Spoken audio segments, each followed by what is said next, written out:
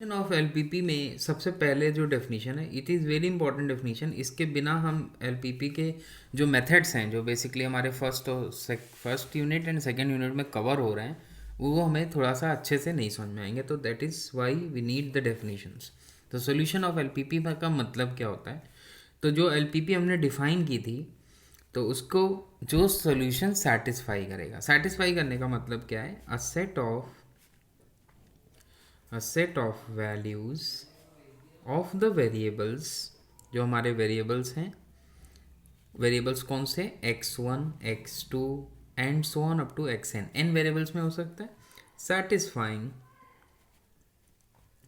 The constraint of LPP. जो हमारे constraint थे जिनको हमने इन इक्वेशंस के फॉर्म में लिखा था, constraints of LPP is called a solution of LPP. उसको हम सोल्यूशन बोलते हैं, सोल्यूशन ऑफ एलपीपी।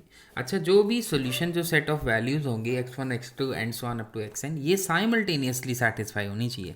अगर मान लीजिए दो इक्वेशन है, x1 plus x2 greater than equal to 1, x1 minus x2 less than equal to 1, for example, ये हमारे कंस्टेंट इस तरह के होते थे। तो ये तीनों कंस्टेंट को साइमल्टेनियसली सेटिस्फाई होना चाहिए। मतलब जो x1 x2 इसको सेटिस्फाई करे, वही x1 x2 जो पॉइंट है इसको भी करे और इसको भी करे। तो जब ऐसा होगा, then we will say that set of values is called a solution of the LPP. Next, a very important definition, that is what we call as feasible solution of a LPP। LPP का feasible solution क्या होता है? A set of values of the variables satisfying the constraints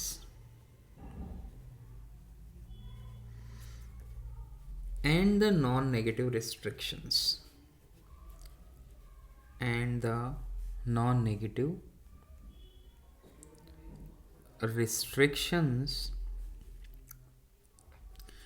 of a LPP is called a feasible solution of LPP। तो देखते हैं ये जो ऊपर वाली डेफिनेशन है और इसमें क्या डिफरेंस है।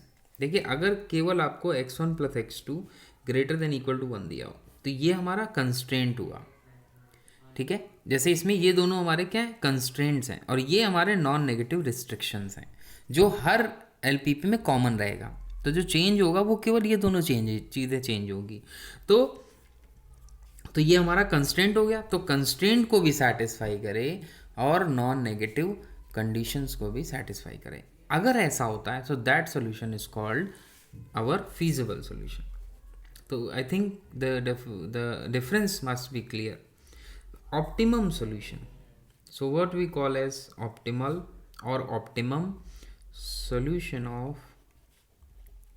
LPP, ठीक है। तो बेसिकली हम जो टारगेट है हमारा, that is to find an optimal solution, whether it is to be maximised और it is to be minimised. So a feasible solution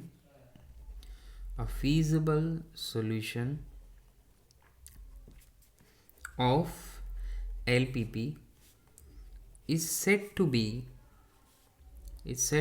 optimal if it also optimizes का मतलब या तो मैक्सिमाइज करे या फिर मिनिमाइज करे according to the given problem, है ना। कोई भी केस हो सकता है। किसको ऑप्टिमाइज करेगा? सर्टेनली ऑब्जेक्टिव फंक्शन को। तो ऐसे सॉल्यूशन को हम बोलेंगे कि that is optimal solution of the problem. उसको हम बोलेंगे कि वो हमारा ऑप्टिमल सॉल्यूशन है। फिर आते हैं जो केस बनेगा हमारा, नेक्स्ट जो डेफिनेशन है, that is what unbounded solution. In general unbounded solution का क्या मतलब होता है? तो उसके पहले हम ये देख लेते हैं कि ये क्या चीज़ है। ये जो हमने मैक्सिमाइज जेड या फिर मिनिमाइज जेड डिफाइन किया था, उसकी वैल्यू कैलकुलेट होके आएगी। तो किस पॉइंट पर आएगी? पॉइंट मतलब जो हमने ग्राफिकल मेथड आपको बताया था, तो उसमें पॉइंट आते हैं, जैसे कॉर्नर पॉइंट्स आए, रीजन बनाइए हमारा, तो ये वाले कॉर्नर पॉइंट हुए दो। तो इस पॉइंट पे कंस्ट्रेंट जो है वो सेटिस्फाई हो रहे हैं, और इस पॉइंट पे, इन पॉइंट पे मैक्सिमम वैल्यू जो निकलेगी, that is called an optimal solution of the LPP. ठीक है, तो वो जो वैल्यू आएगी करस्पॉन्डिंग z की, that is called optimal value, और जो पॉइंट होगा that is what we call optimal solution. तो ये बात मैंने जब ग्राफिकल मेथड का क्वेश्चन कराया था तो मैंने ये बात आपको बताई थी। अब देखते हैं if the value, unbounded solution कैसे रिप्रेजेंट होता है। If the value of the objective function can be increased or decreased indefinitely। अगर ऐसा होता है कि मतलब कुछ पता ही ना लगे कि एक वैल्यू कोई है वो बढ़ती जा रही है, लगातार बढ़ती जा रही है, उसमें कोई भी कम होने का पैटर्न नहीं आ रहा है, तो ऐसे सॉल्यूशन को, या फिर वो कम होती जा रही है, तो ऐसे सॉल्यूशन को हम बोलेंगे कि सॉल्यूशन हमारा अनबाउंडेड है। तो such solutions are called unbounded solution. तो ऐसे सॉल्यूशन को हम बोलेंगे कि वो हमारा अनबाउंडेड सॉल्यूशन है। क्लियर? तो ये सारी हमारी जो डेफिनेशन थी, एक और डेफिनेशन है जो कि बहुत इंपॉर्टेंट है, but that definition is in the form of theorem. So that statement is very important, that is called, fifth point, fundamental extreme point theorem.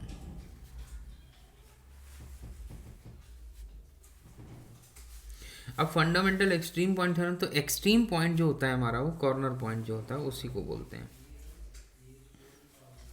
Is a corner point.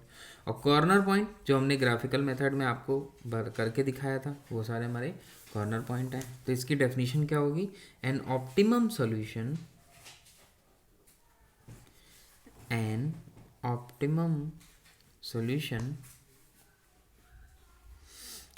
Solution of a LPP if it exist. अगर मिलेगा तो, अगर नहीं मिलेगा तो कोई बात नहीं, अगर मिलेगा तो वो हमेशा कॉर्नर पॉइंट पे एग्जिस्ट करेगा।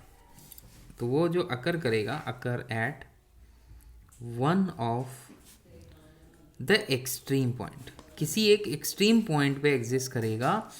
ठीक है, दैट इज एक्सट्रीम पॉइंट को हम क्या बोलते हैं? Corner point. ठीक है,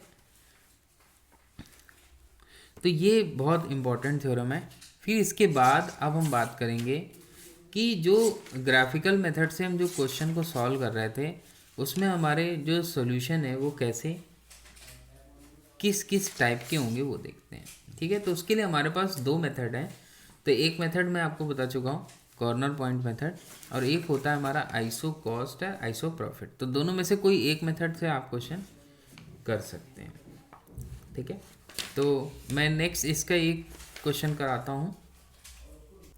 तो बेसिकली अनबाउंडेड सॉल्यूशन का केस मैं कराने जा रहा हूँ। तो केस ऑफ अनबाउंडेड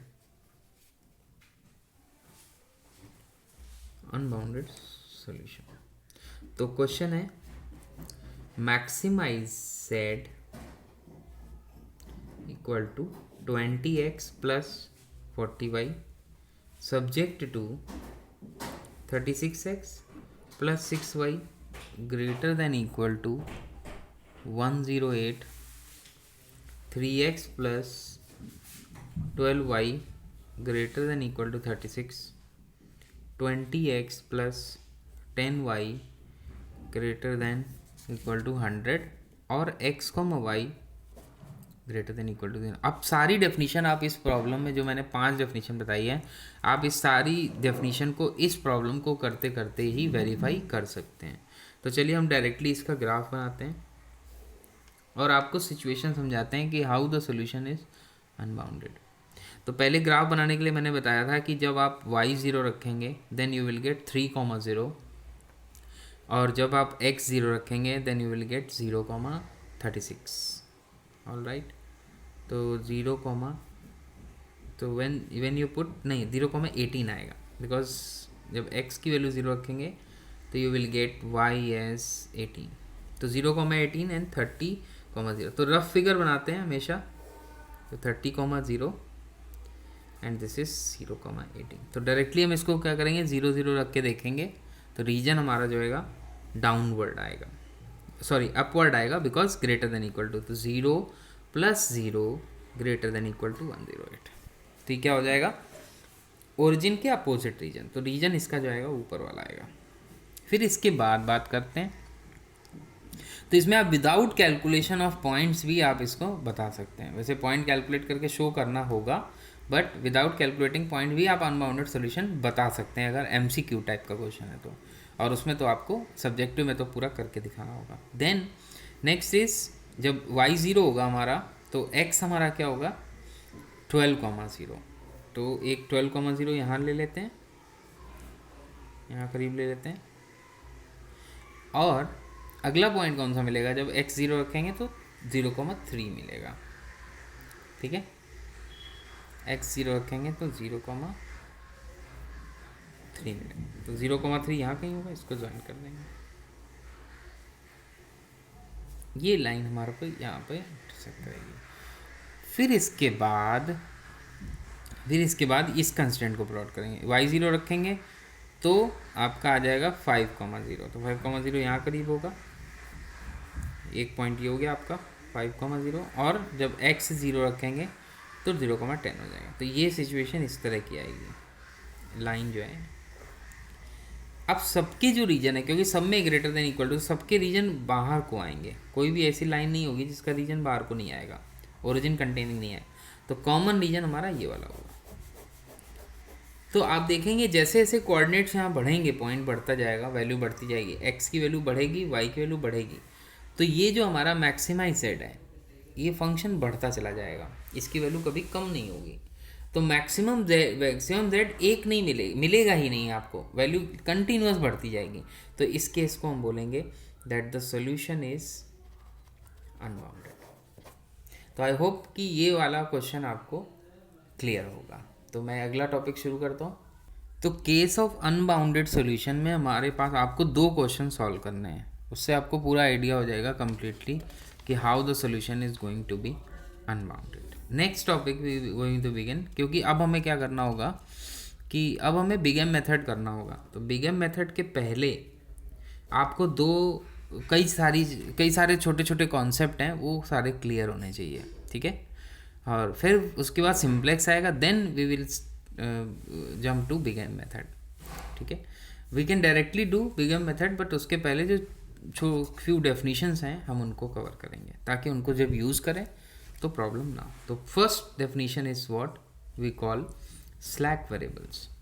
तो स्लैक वेरिएबल की डेफिनेशन ध्यान से समझिए, the non negative variables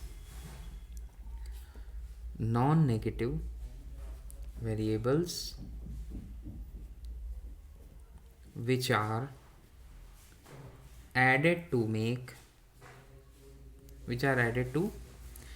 to left hand side, मतलब जो कंस्ट्रेंट गिवन होगा आपको उसमें लेफ्ट हैंड साइड ऐड करना है ऑफ द कंस्ट्रेंट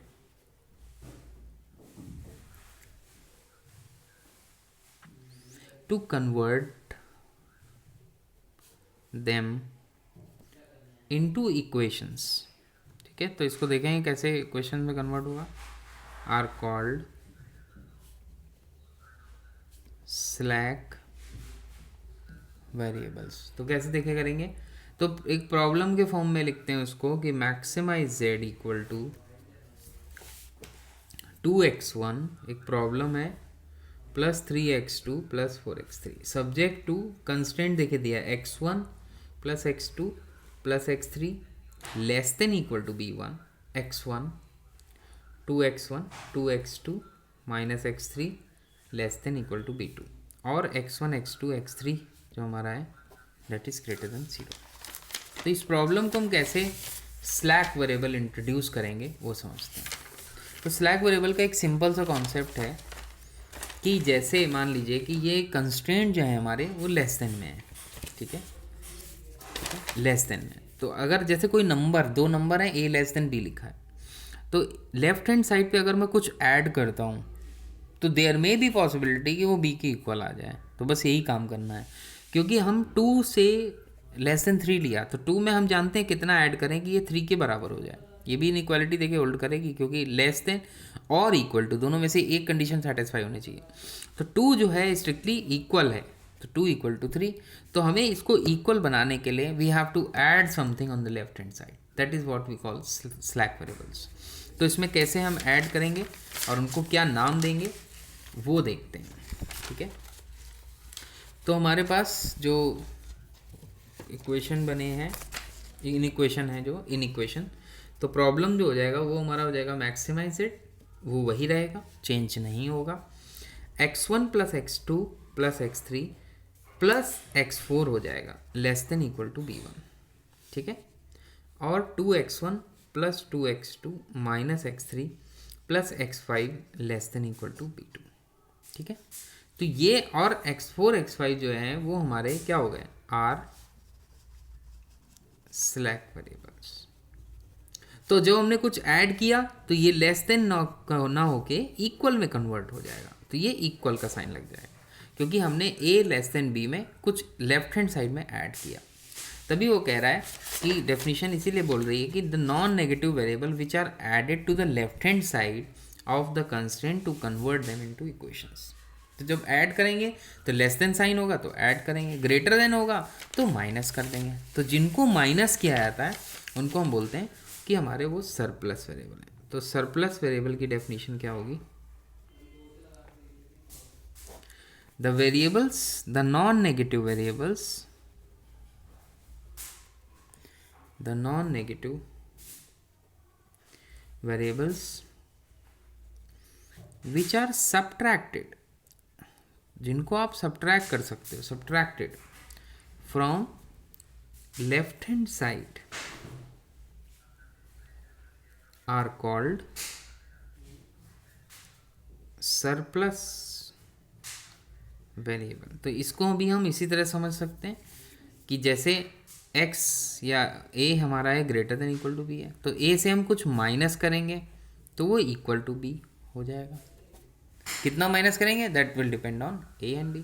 तो ये हो गया आपका सरप्लस वेरिएबल का कॉन्सेप्ट। अब किसी एक क्वेश्चन में दोनों यूज हो सकते हैं, जैसे मान लीजिए कंस्ट्रेंट है हमारा x1 plus x2 less than equal to b1, x1 minus x2 greater than equal to b2, तो इसमें दोनों यूज हो जाएंगे। तो x1 प्लस x2, अब लेस देन का साइन है तो हम कुछ ऐड करेंगे और इक्वल टू b1 हो जाएगा, ग्रेटर देन का साइन है तो कुछ सब्ट्रैक्ट करना होगा तो इक्वल टू b2। तो वेरिएबल्स अलग अलग होंगे x3 और x4। तो ये हमारा स्लैक एंड सरप्लस वेरिएबल का कॉन्सेप्ट हुआ।